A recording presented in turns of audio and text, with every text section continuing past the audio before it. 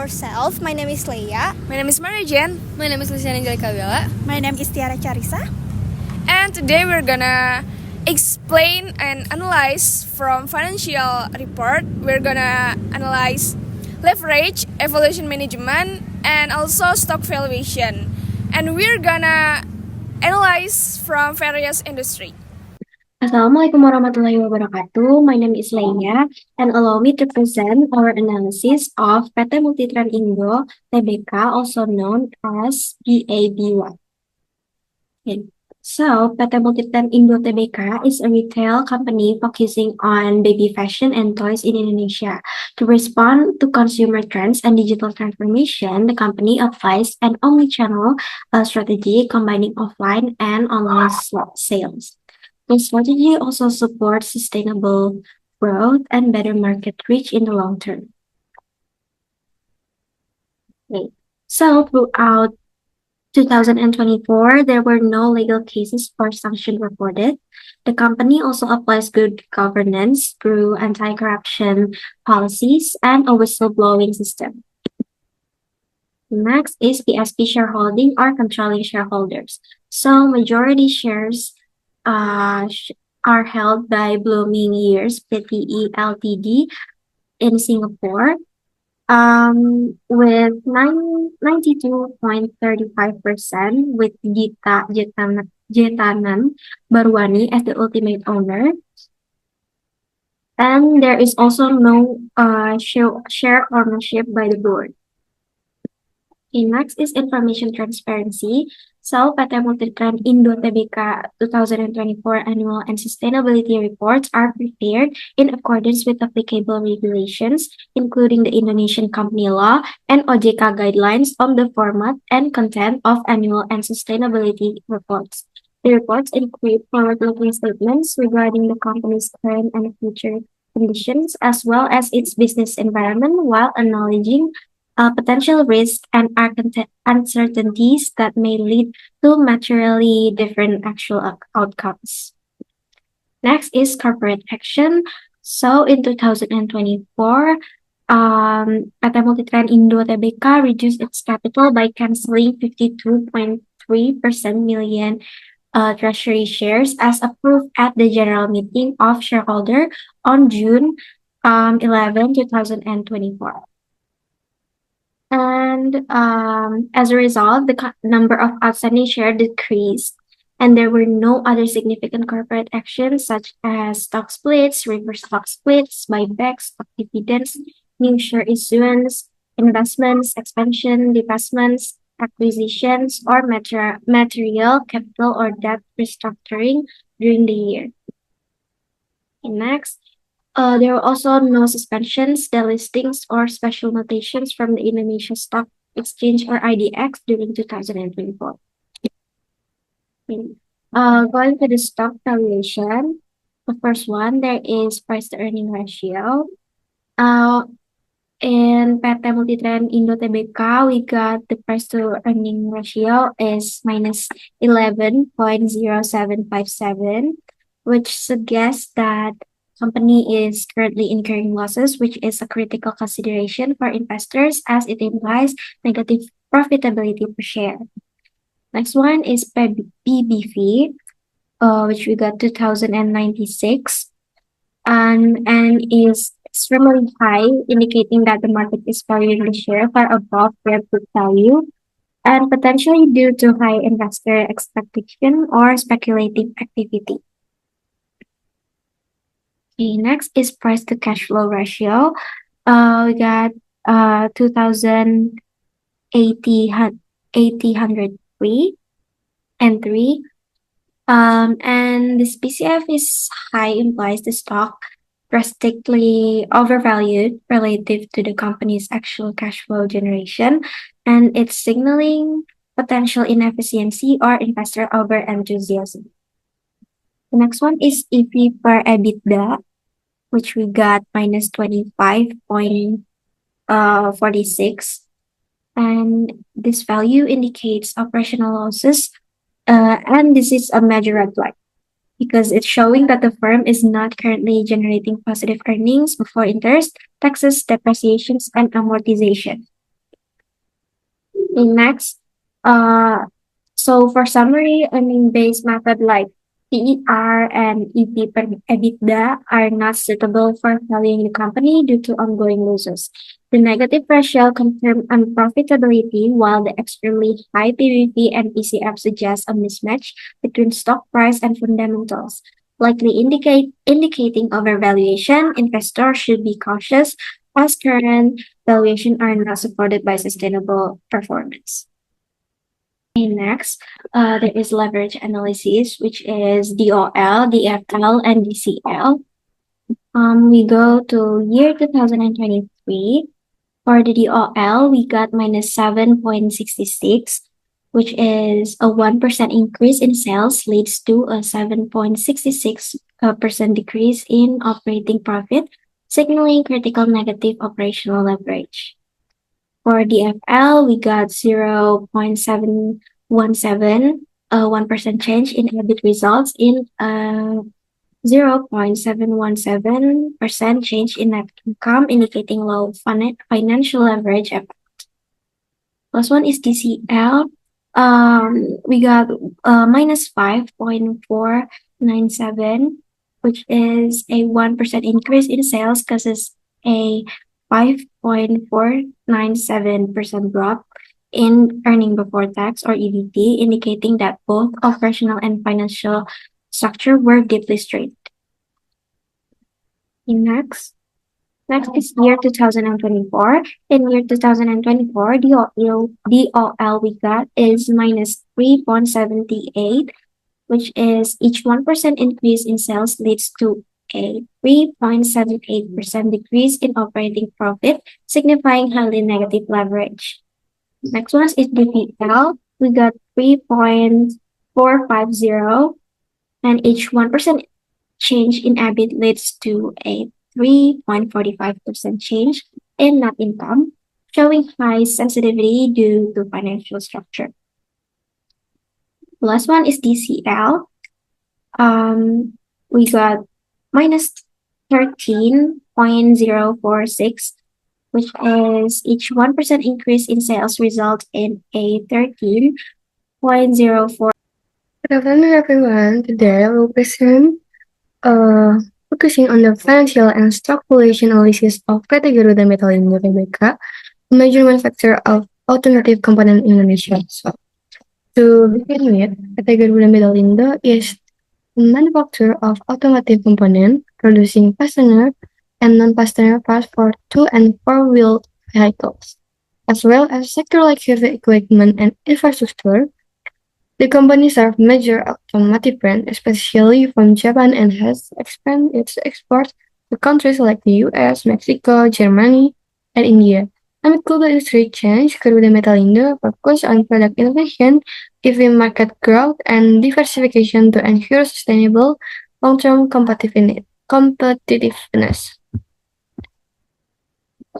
So, in terms of management structure, the company is led by Erwin Wijaya as President Director and Herman Wijaya as President Commissioners. Their leadership ensures strategic direction and strong governance, supported by independent commissioners, Junardis Priwan.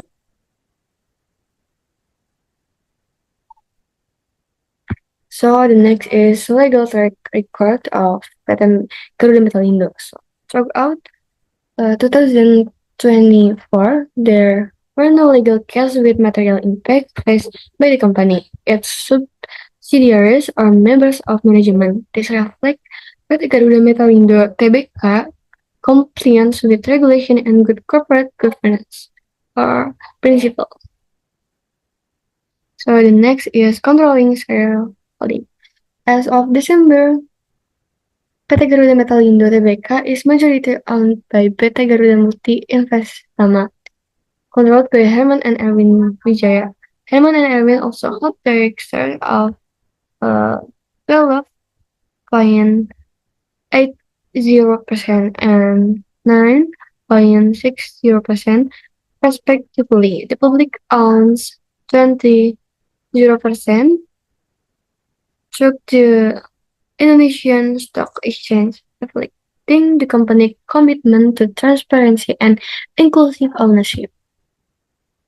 So the next is information transparency.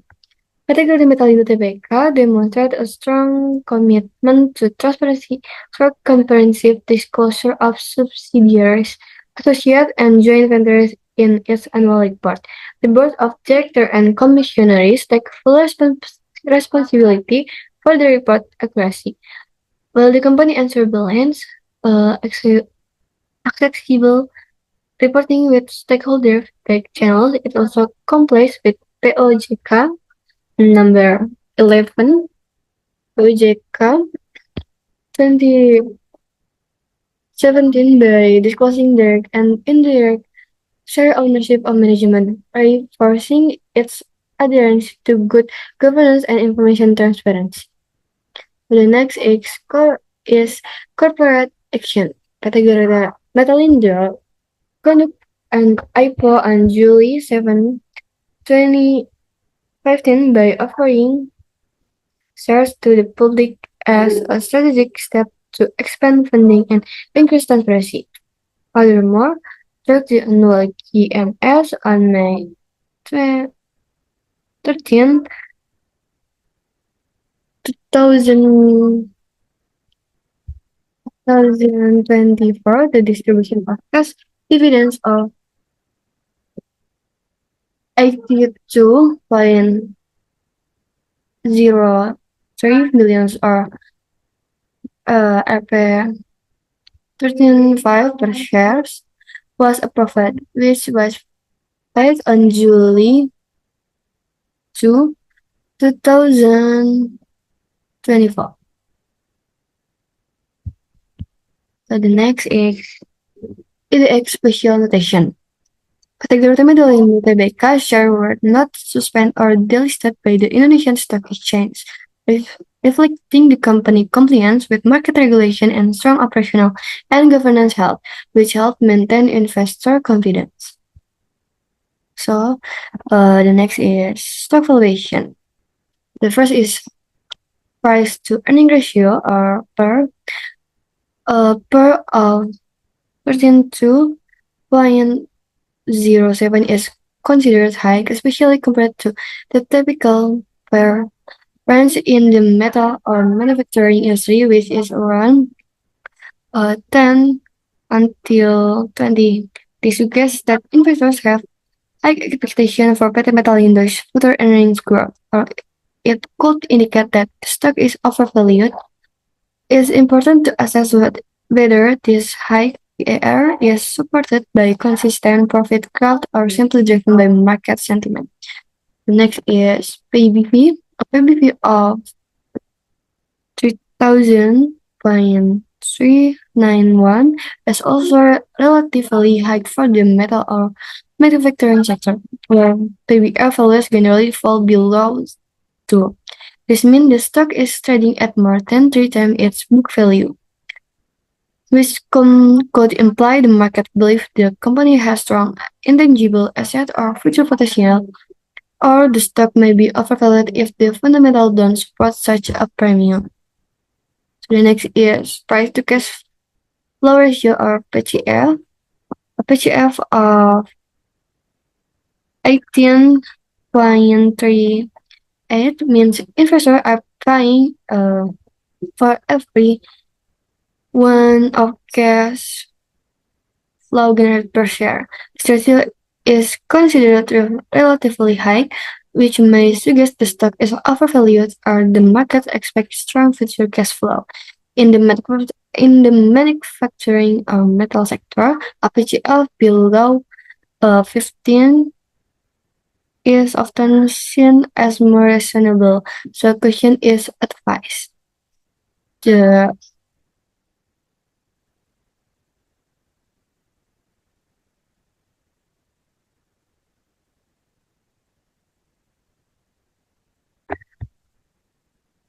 So the last is EV or EBITDA. An EV or EBITDA of 16.4 Report 8 is also above average compared to industry norms, which typically range from 6 to 12.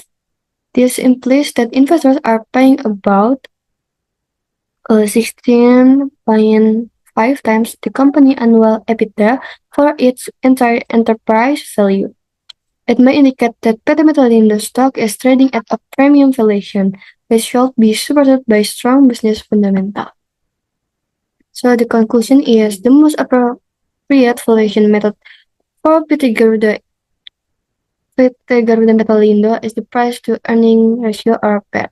Since the company is already generating net profit, PER is the most relevant and accurate metric to assess whether the stock is fairly valued or overvalued. PER PER reflects how much investors are willing to pay for each rupiah of the company earnings. This method is also commonly used for stable profit-generating companies in the manufacturing sector.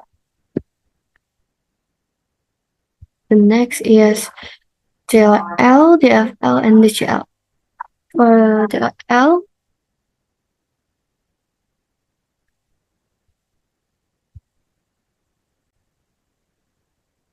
so the next is in our leverage analysis, the degree of operational leverage is every 1% increase in sales will result in a 1.84% increase in operating profit. And degree of financial leverage, or the FL, is every 1% increase in sales will result in a 1.17% increase in net profit. And for DCL, every 1% increase in sales result in a 2.16% increase in earning before tax or EBITDA.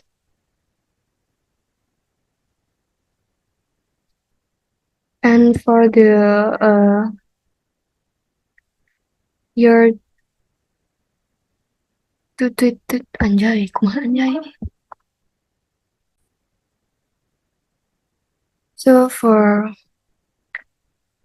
year 2023, degree of operating leverage is every 1% increase in sales will result in a 1.84% increase in operating profit.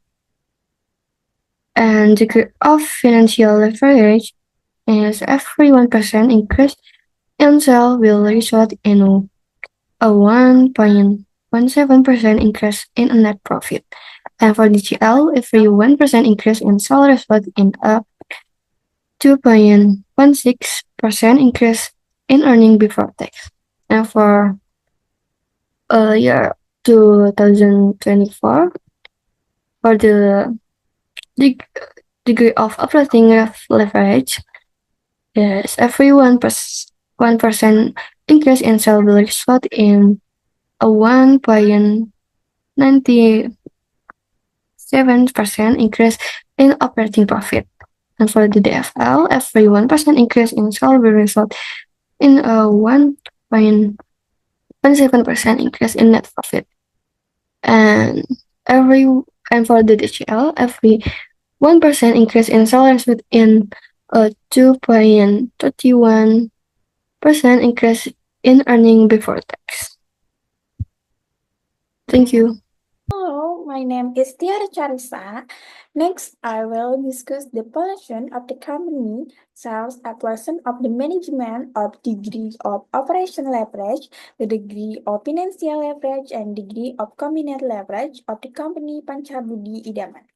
Okay, next, background. The management operation of Panchabudi Idaman in 2024 reflects strong performance, supported by experienced director and ongoing professional development.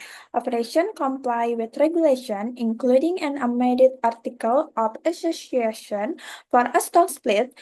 Concentrated share ownership ensure decision-making stability, with transparency and comprehensive reporting have earned various awards. The company remains active in business expansion, implements sustainability and ESG governance program, and maintains a healthy listing of the Indonesia Stock Exchange with no suspension or special notation. Okay, next management background. Here is a picture of the organizational structure of Panchabudi Daman. Board of Directors. The first, Joni Taslim, as President Director, holds full responsibility for the company strategy and overall performance. Next, Vicky Taslim is responsible for business development, corporate planning, and feasibility studies. Next, MENT oversees operation, production, PPIC, production planning and inventory control, and quality control. Next, Lukman Hakim holds master degree in information system and financial management, along with professional certifications such as GSI and GRP. He is responsible for legal affairs, human resource, and corporate social responsibility. The other director possesses relevant experience and training in business, economic, and the plastic packaging industry.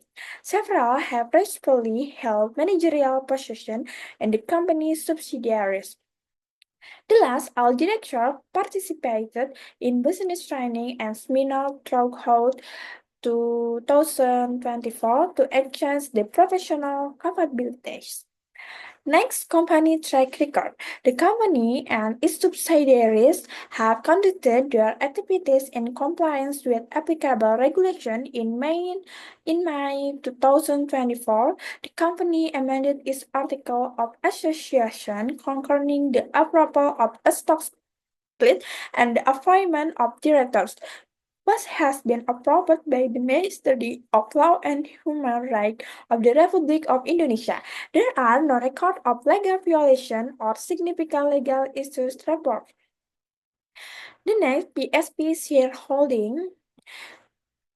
Here is a picture PSP shareholding. The majority shareholder are TTLPN International Corporando, 74.67%, Johnny Taslim, 8.36%, and the public, 16.97%. In addition, there is subsidiaries and affiliated entities. The wholesale indirectly, the shareholding structure is relatively concentrated, with a significant percentage controlled by the company controlling shareholder and the managing family. Next, information transparency. The company is a member of the Indonesian Issuer Association and other capital market supporting institution and regularly reports in financial performance and corporate activities in detail through the Indonesia Stock Exchange, including its 2024 annual report. A workforce emission reduction, transparency, and recognition as one of the best companies serve as evidence of the company commitment to information disclosure for the public and shareholders. Additionally, there were no relevant party transactions that posed conflict of interest, as all affiliated transactions were conducted based on fairness and transparency principles. Okay, next, corporate action. In 2024, the company executed a stock split as part of its corporate strategy following an initial public offering in 2017. Additionally, the company has continued to acquire factories and expand its operations across various regions in Indonesia and Malaysia. It has received multiple brand awards and obtained ESO and halal certification from the Indonesian Ulama Council or MUI. For its product, the company commitment to environmental sustainability is reflected in CSR program, including tree planting and plastic recycling, will also improve energy efficiency and implementing ESG strategy to support sustainable development. Okay, next stock valuation year 2024 price to earning ratio. The result is 7.96 with a price to earning ratio 7.96. Panchabudi Daman shares are considered cheap or undervalued as they are far below the ideal range of 10, 15 and also lower than the market average of the previous year 2023. The result is 26.55. This could be a signal that the stock price is not yet fully reflect the company performance or prospect, or that company profit have increased significantly, surprising the price earning ratio value. Okay, next PBV, VBV or 1.307 means that the share price is slightly above the company book's value. This is considered reasonable and not overpriced, indicating a very balanced market valuation compared to 2023 PBV. The result is 0.649.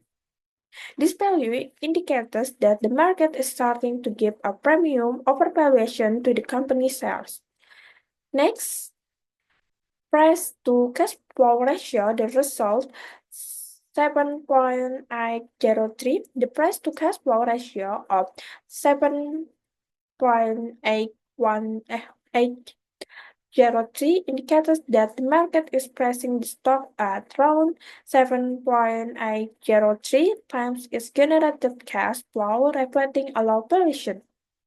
The last, FE or EBITDA. FE or EBITDA, the result is 5.89. Is considered low. This ratio is used to assess the value of company compared to its operating income before interest, tax, depreciation, and amortization. And FP or EBITDA value of between 10 15 is considered reasonable.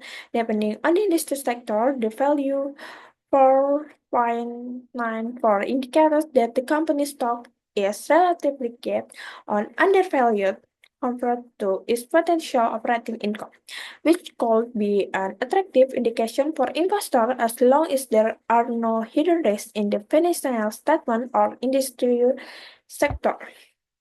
So, the FA or EBITDA valuation method was questioned as the most effective for valuing Panchabudi Idaman share because it provides a comprehensive overview of the company operational performance without being affected by capital structure, taxes, depreciation, and amortization.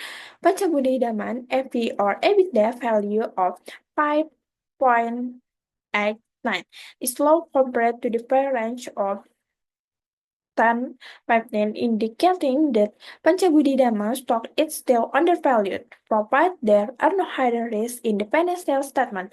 This suggests strong growth potential and investment attractiveness for Panchabudi Dhamma. Okay, next DOL, DFL, and DGL. Year 2023. The first DOL. The result 1.75. Every 1% increase in sales will result in a 1.75% increase in operating profit. Next, the FL, the result 1.029. Every 1% increase in sales will result in a 1.029% increase in net profit. Thus, DCL, the result 1.803. So every 1% increase in sales result in a 1.803% increase in earning before tax. Next year, 2024, the first DOL, the result 1.65. Every 1% increase in sales will result in a 1.65% increase in operating profit. The second, DRL, every 1% increase in sales will result in a 1.0 to 9% increase in net profit. The last DJL, the result 1.69.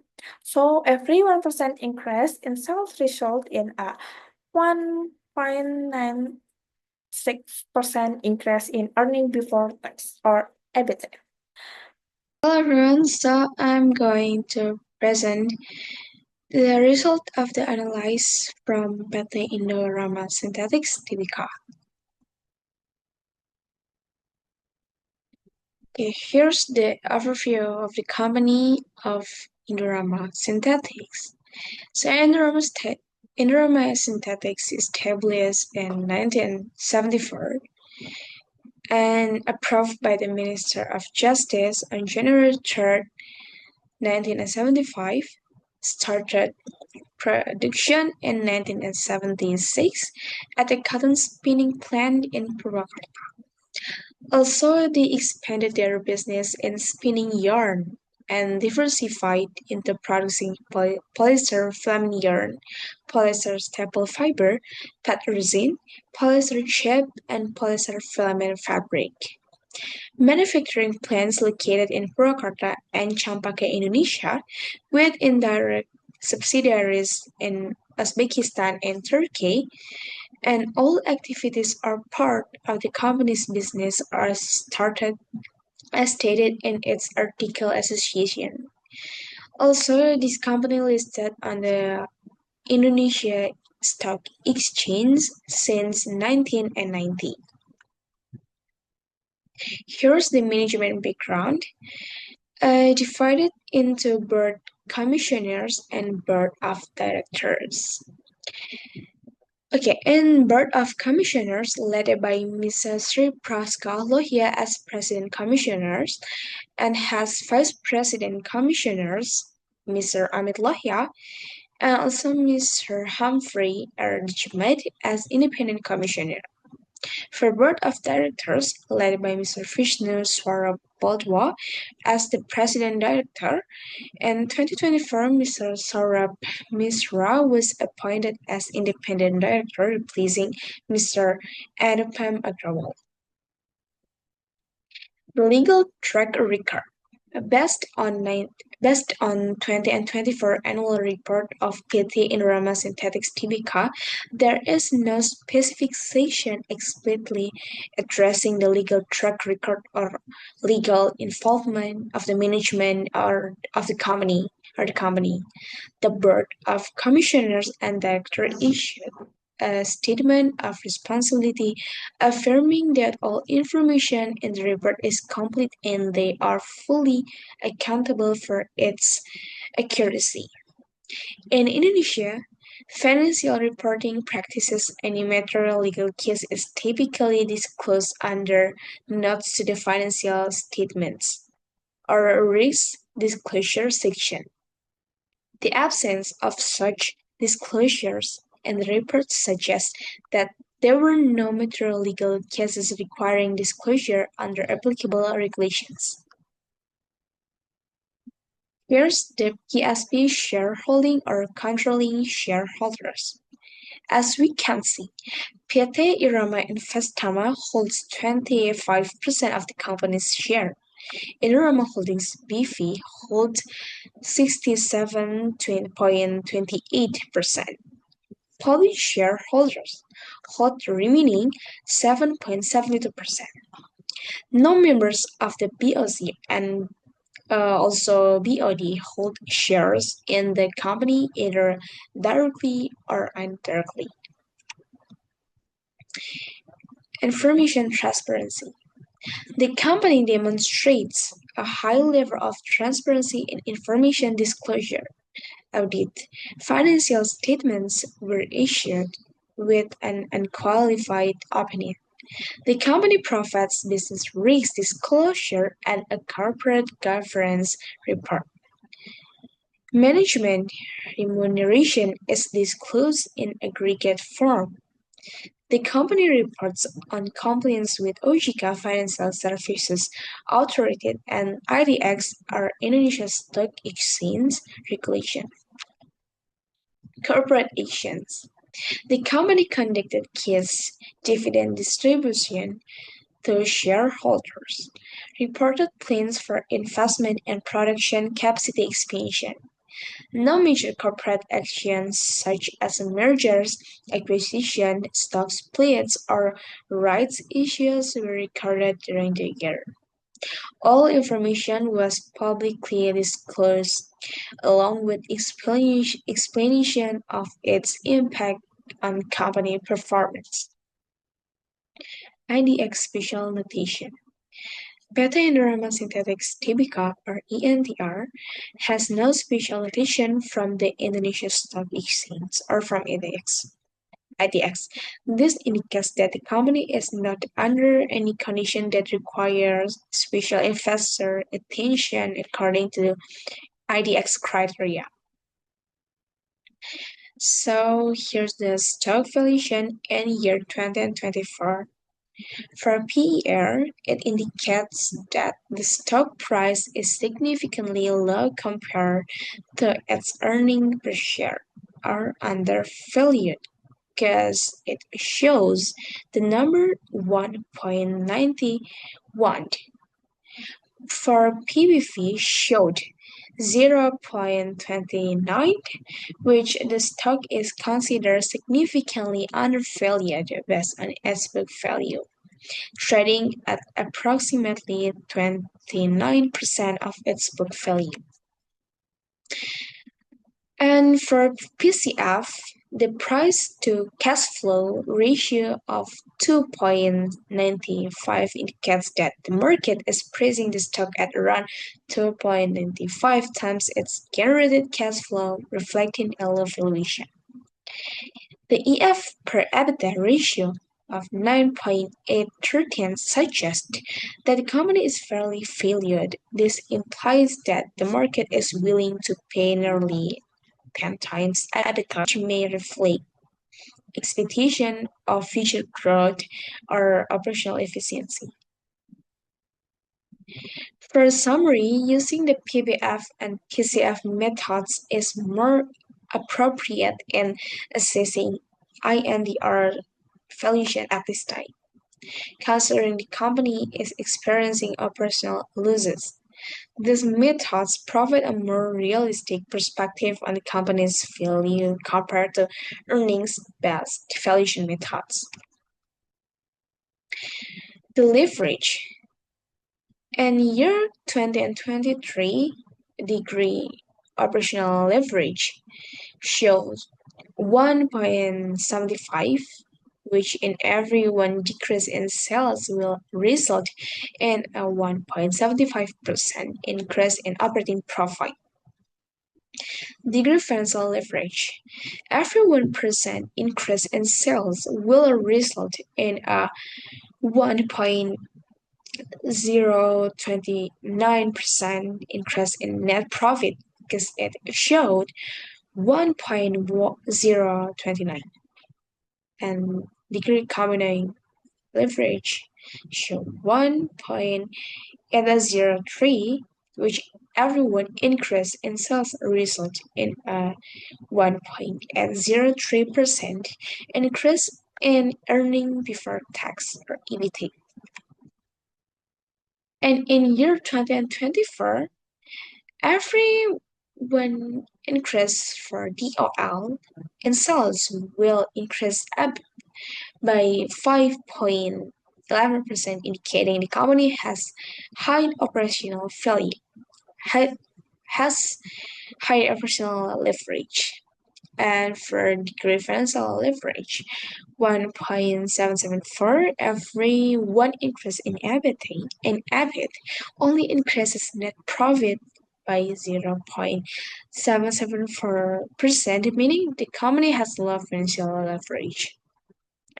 And for DCL in 2024 show minus 3.96%, which every 1% increase in sales will decrease net profit by 3.69% by indicating the company is currently in unhealthy financial condition or experiencing losses. Okay, so that's all our presentation about leverage management evaluation and stock valuation for various industrial. Thank you for watching.